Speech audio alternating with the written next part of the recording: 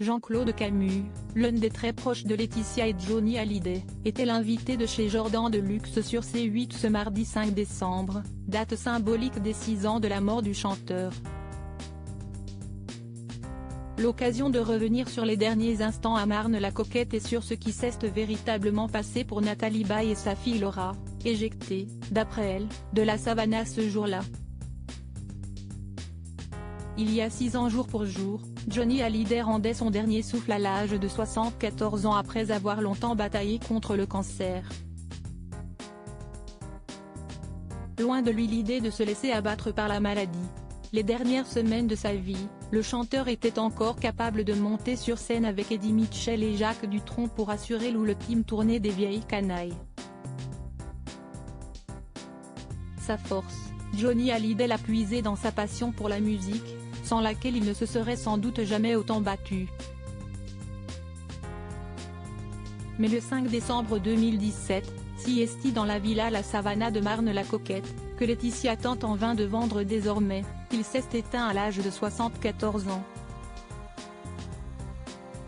L'annonce de sa mort a été une véritable onde de choc pour tous les fans du rocker qui espéraient voir leur idole vaincre la maladie. Les mots douloureux et tendres à la fois de Laetitia Hallyday les a foudroyés. Le temps du deuil passé, la guerre a fini par éclater entre la veuve et les aînés du chanteur, Laura Smith et David Hallyday. Les pires choses ont été racontées. Parmi elles, la rumeur selon laquelle Laetitia Hallyday aurait empêché Laura Smith et Nathalie Baye, sa maman et ex de Johnny, de le voir une dernière fois avant sa mort. Longtemps, Laetitia Hallyday a été considérée comme celle qui a privé les enfants de voir leur père une dernière fois. Mais 6 ans après les faits, Jean-Claude Camus, proche du couple fidèle ami de la maman de Jade et Joy, a rétabli, une nouvelle fois, la vérité. Invité sur le plateau de chez Jordan de Luxe ce mardi 5 décembre, le producteur de 85 ans est revenu sur cette délicate période et a rectifié une rumeur qui salit la réputation de Laetitia depuis des années.